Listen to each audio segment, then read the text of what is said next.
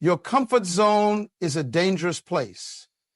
It's where dreams go to die. It's where potential remains just that, potential never manifested, never realized. I'm talking to you today because something inside you knows there's more. Something inside you is crying out for expression. But you've been waiting to feel ready, waiting for permission, waiting for the perfect moment when all the stars align. But let me tell you something that might shock you. That moment will never come. Never. The feeling of complete readiness is an illusion that has kept more people stuck than any external barrier ever could. I remember when I first had to speak in front of thousands of people, my knees were shaking, my voice was trembling, everything inside me screamed, "You're not ready for this." But I walked onto that stage anyway, and you know what happened? I survived. Not only did I survive, but something shifted in me that day. I realized that readiness doesn't come before action. It comes as a result of action. Look at your life right now. What are you postponing? What dream, what goal, what vision are you delaying because you don't feel adequately prepared? That business you want to start, that relationship you need to fix, that book you want to write, that career change you've been contemplating for years. You've convinced yourself that someday you'll be ready. Someday you'll have enough knowledge, enough money, enough confidence. But here's the truth that has transformed my life and the lives of everyone I've ever mentored. You must force yourself to take action before you feel ready. This isn't just motivational talk. This is the fundamental principle that separates those who merely exist from those who truly live. Let me expose the great lie that's been sold to you. The lie that says successful people felt ready when they started. They didn't. No one ever does. Did Steve Jobs feel ready when he and Wozniak started Apple in a garage? Did Oprah Winfrey feel ready when she was fired from her job as a television reporter and told she was unfit for TV? Did Nelson Mandela feel ready to lead a nation after spending 27 years in prison? And history is written by men and women who took action while doubt was still present, while fear was still screaming, while critics were still criticizing. They didn't wait until those voices disappeared, because they never do. The myth of readiness is perhaps the most insidious form of self-sabotage because it feels so reasonable. I'm just preparing, you tell yourself. I'm doing my research. I'm waiting for the right time. These sound like responsible statements. They sound prudent, but often they're simply fear wearing the costume of wisdom. Perfectionism is not the pursuit of excellence. It's the enemy of progress. It tells you that you need to know everything before you can do anything. It tells you that mistakes are failures rather than feedback. It tells you that unless you can do something flawlessly, you shouldn't do it at all. But that's not how mastery works. That's not how growth happens. That's not how anything meaningful gets accomplished in this world. What you're interpreting as "I'm not ready" is actually your comfort zone fighting for its survival. Your comfort zone doesn't care about your dreams or your potential. It only cares about maintaining the status quo, because the status quo feels safe, even if that safety is smothering your greatness. Let's talk about what actually happens in your brain when you take action before feeling ready, because this isn't just philosophy, it's biology. Your brain is designed to conserve energy and avoid potential threats. This was incredibly useful when we were primitive humans trying to survive in a dangerous world, but In today's context, this same protective mechanism keeps you trapped. When you contemplate stepping outside your comfort zone, your amygdala, the fear center of your brain, activates and triggers your fight or flight response. Your heart rate increases, your palms sweat, your brain floods with cortisol, and all of these physical sensations get interpreted by your conscious mind as, I'm not ready. It's like, but here's what's fascinating. The moment you take action, despite these feelings, your brain starts producing different chemicals. Dopamine, the reward neurotransmitter. Endorphins, your natural feel-good chemicals. These create what psychologists call motivation after the fact. You've experienced this before. You've dreaded going to the gym, but once you're there and moving, suddenly you feel energized. You've procrastinated on starting a project, but once you begin, ideas start flowing. This isn't coincidence. It's your neurochemistry shifting from resistance to momentum. The science is clear. Motivation doesn't come before action. It comes as a result of action. Confidence doesn't come before action. It comes as a result of action. Clarity doesn't come before action. Physicist Isaac Newton discovered this when he formulated the first law of motion. An object at rest tends to stay at rest, and an object in motion tends to stay in motion. This applies to human psychology as well. Starting requires more energy than continuing. That's why the hardest part of any endeavor is the beginning. Scientists call this activation energy, the initial push needed to start a reaction. In chemistry, once that threshold is crossed, the reaction becomes self-sustaining. The same is true for your goals. The energy required to start is always greater than the energy required to continue. We need to redefine our relationship with discomfort. In our culture, discomfort is seen as something to be avoided, medicated, or escaped. But what if discomfort isn't a warning sign? What if it's a growth signal? Think about physical exercise. When you work out, your muscles experience discomfort. They burn, they fatigue, they strain. But that discomfort isn't telling you to stop. It's the very stimulus that triggers growth. Without that discomfort, no strength is built, no endurance is developed. The same principle applies to every area of your life. There's a profound difference between dangerous discomfort and productive discomfort. Dangerous discomfort warns you of harm, like touching a hot stove. Productive discomfort signals growth, like the strain of learning a new skill. The problem is that your brain doesn't always distinguish between the two. It treats all discomfort as potentially threatening. That's why you must train yourself to recognize when comfort is actually stagnation in disguise. Look at your life objectively. Are you comfortable or are you growing? Because you cannot have both simultaneously. Growth and comfort cannot coexist.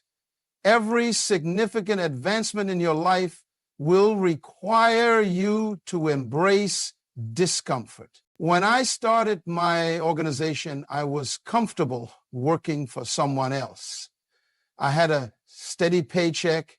I had defined responsibilities. I didn't have to worry about payroll or leadership decisions, but that comfort was keeping me from my purpose.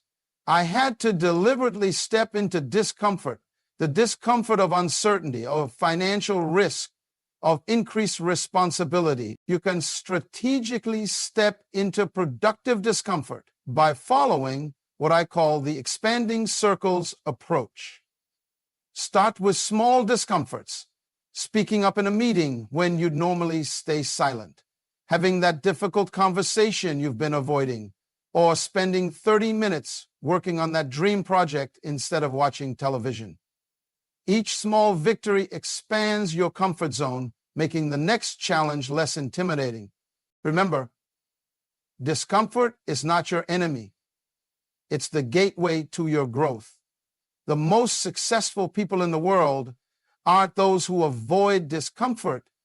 They're those who have learned to move toward it purposefully. Perfectionism will paralyze you. It will keep you stuck in endless preparation, endless planning, endless learning without ever actually doing. But imperfect action, action taken before you feel fully ready, is what produces results. I want you to understand something revolutionary. Good enough action beats perfect inaction every single time. Every time. The person who starts a business with an imperfect plan but actually launches will outperform the person with the perfect business plan who never opens their doors. The author who writes and publishes an imperfect book will impact more lives than the perfectionist whose masterpiece remains forever unwritten. There's power in starting before you feel ready, because starting creates momentum, and momentum is magical. Once you're in motion, each action builds upon the previous one. Small wins accumulate. Confidence grows. Skills develop. Networks expand. Think about compound interest in finance. If you invest $100, 0 cents, and it earns 10% annually, after 1 year, you have $110, 0 cents. But after 30 years, you have over $1, 70 cents. Not because the interest rate changed, but because of the compounding effect over time. The same principle applies to consistent, imperfect action. Each small step compounds, creating exponential rather than linear growth.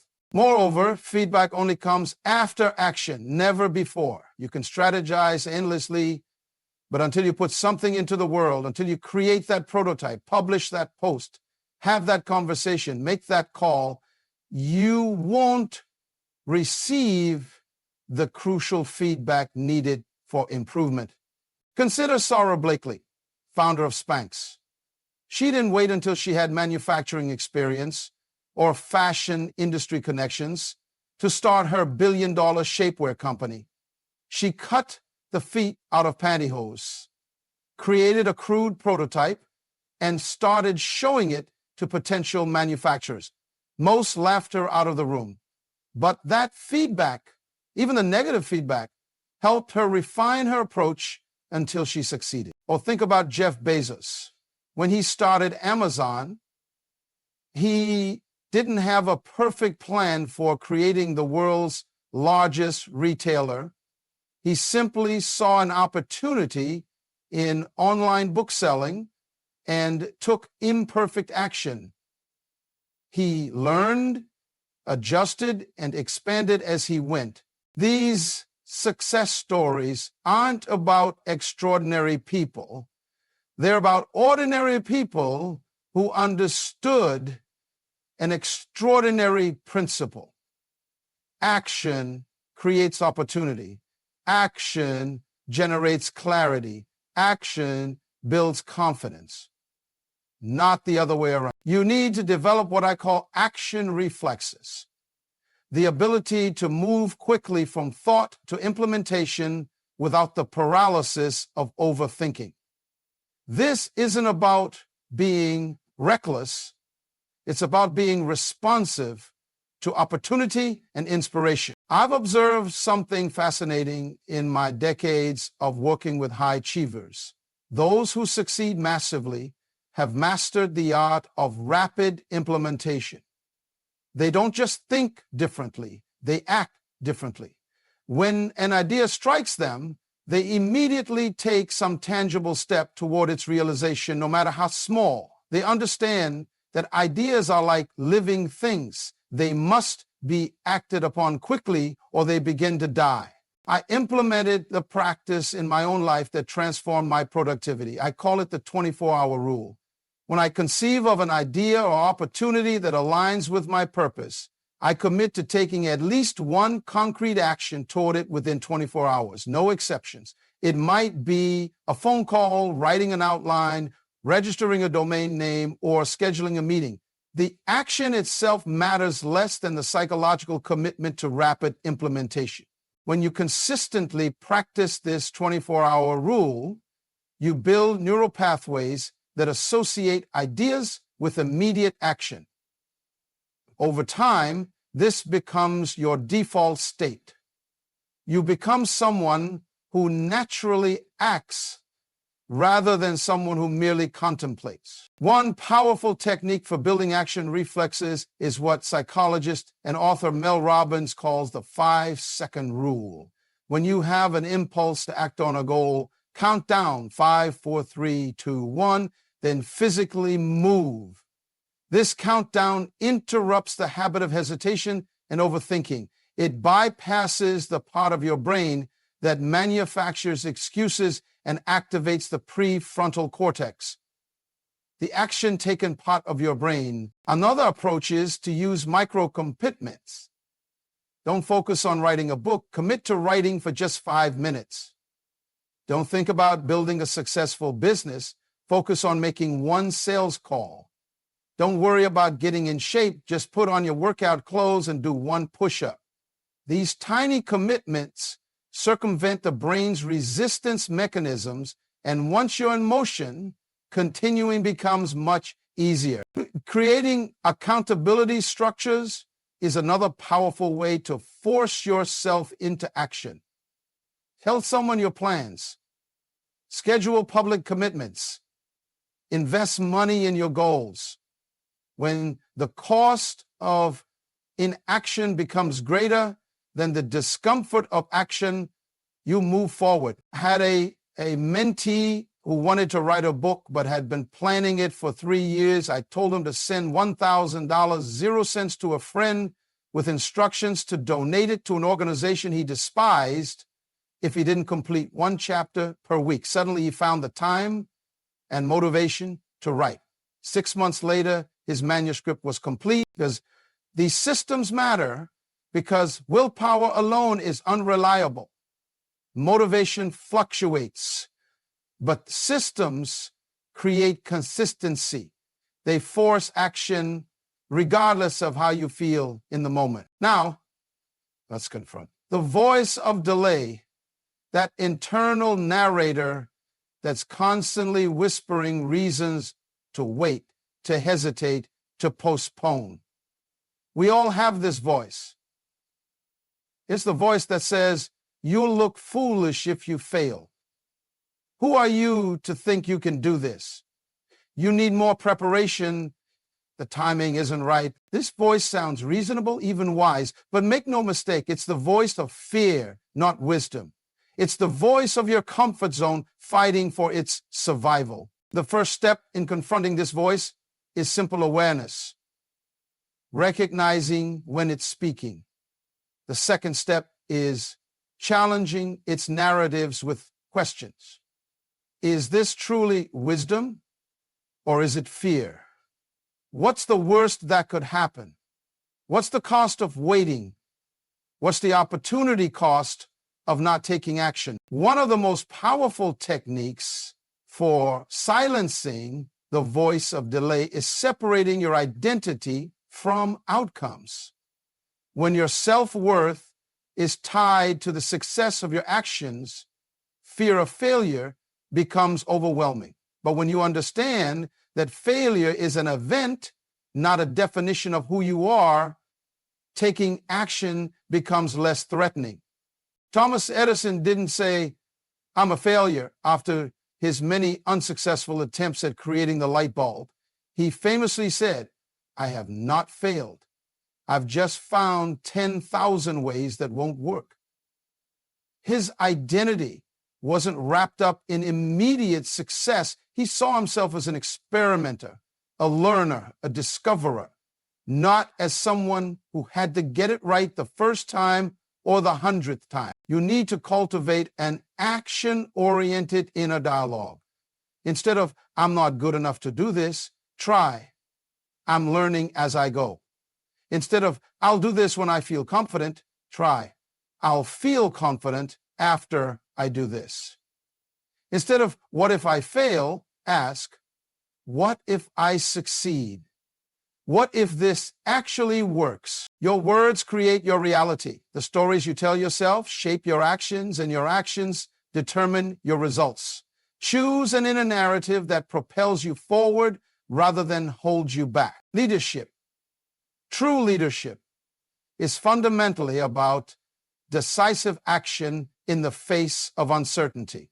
Whether you lead a company, a family, a community organization, or just yourself, your willingness to move forward without complete certainty is what defines you as a leader. Indecision is costly. It costs time, opportunities, momentum, and morale. When you hesitate out of fear of making the wrong decision, you're actually making a decision by default, the decision to remain where you are, to maintain the status quo. Upper studies of executives and business leaders have repeatedly shown that the most successful decision makers aren't those who make perfect decisions. They're those who make good enough decisions quickly, then adjust course as needed based on feedback. This principle applies far beyond business, in relationships, in personal development, in community involvement. Your willingness to take imperfect action shapes your impact. Consider this. Your action or inaction doesn't just affect you. It affects everyone in your sphere of influence. When you hesitate to pursue your vision, you're not just delaying your own progress. You're withholding your potential contribution from the world. You're depriving others of the benefits your gifts would bring. Moreover, your willingness to take action creates a ripple effect. When you step forward, despite uncertainty, you implicitly give permission to others to do the same. You demonstrate what's possible. You become living proof that waiting for readiness is unnecessary.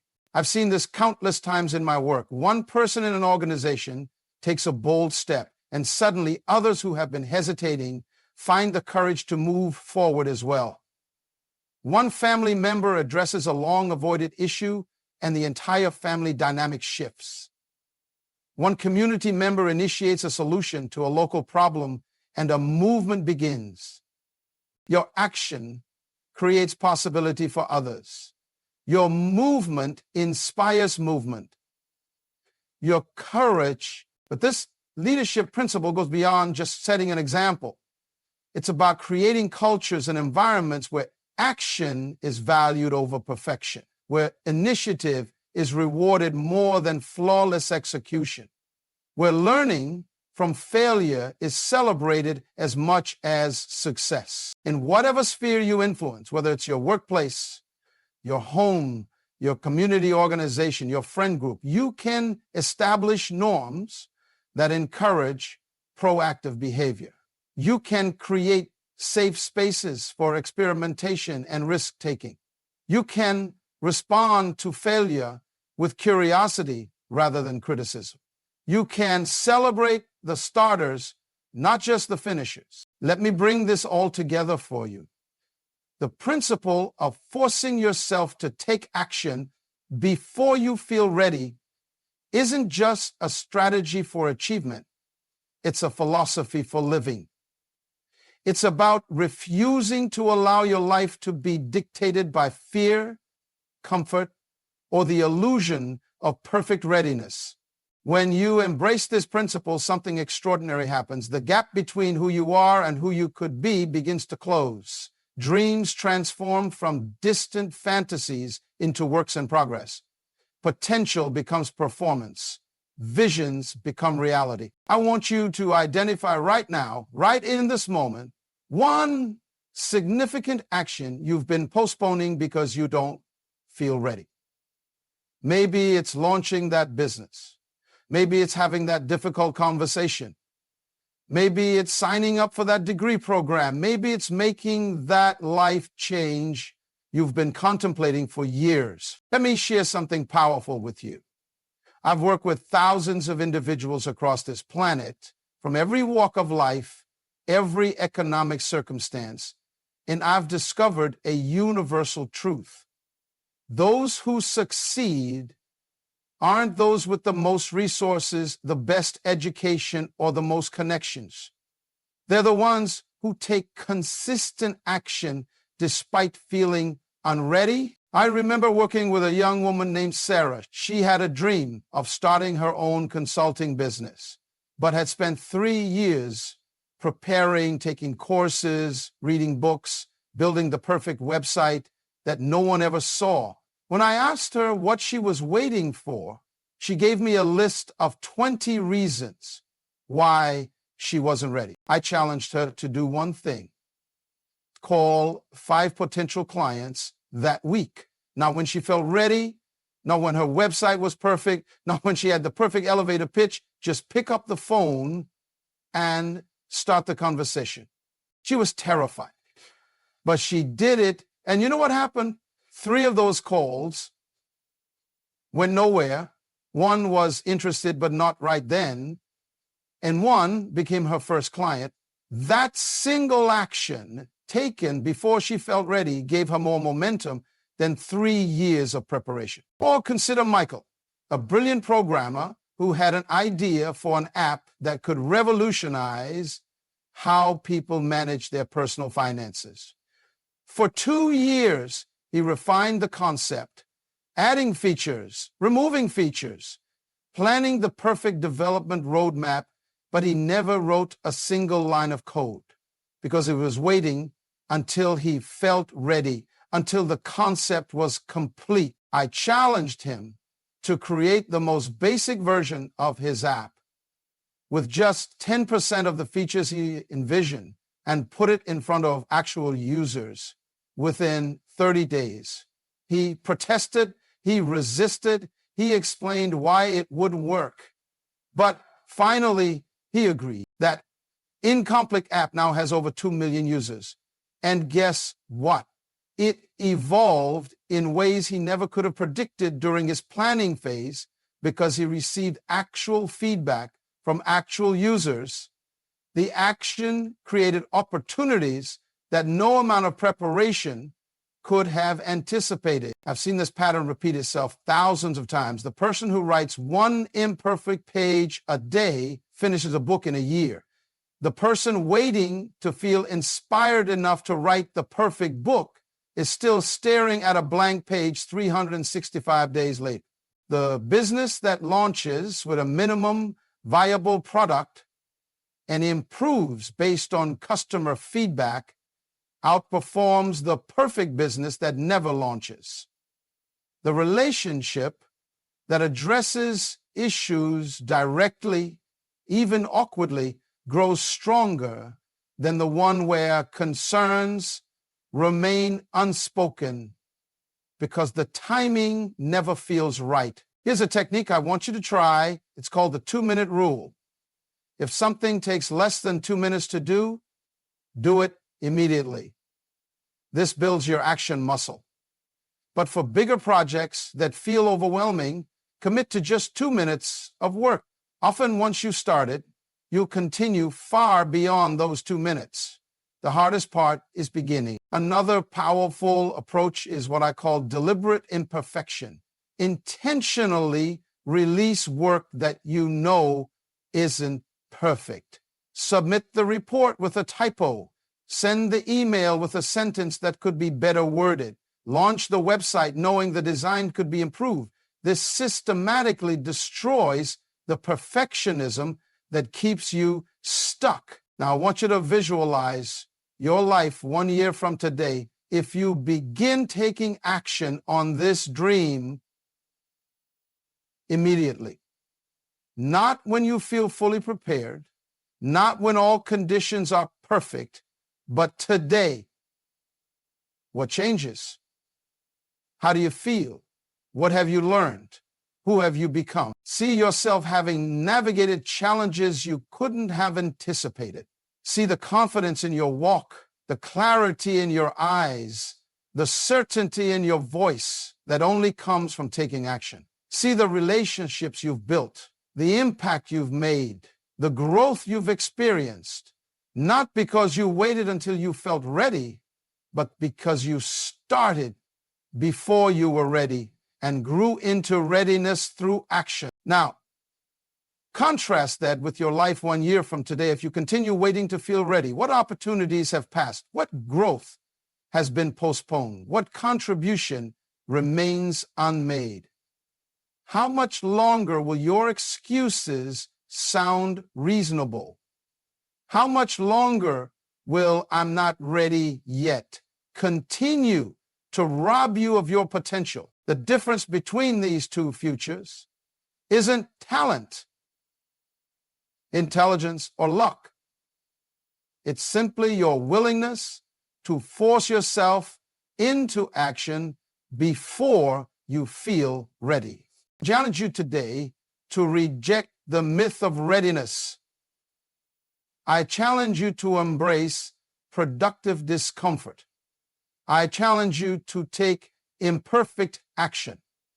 I challenge you to develop action reflexes, to silence the voice of delay, and to lead through decisive movement. Don't wait until you feel ready to start that business, write that book, have that conversation, make that change. Start now, and readiness will find you in the doing. Confidence will find you in the doing. Clarity will find you in the doing. The world doesn't reward those who wait until they feel ready. It rewards those who move, who act, who begin, ready or not. Your life is happening now. Your time is running now. Your purpose is calling now. Don't wait. Act. Because in the end, the only regrets that will truly haunt you are not the actions you took before you felt ready, but the actions you never took at all because you were waiting for a readiness that would never come. Stand up, step out, start now, and watch as readiness rises to meet you on the path of action. Don't move.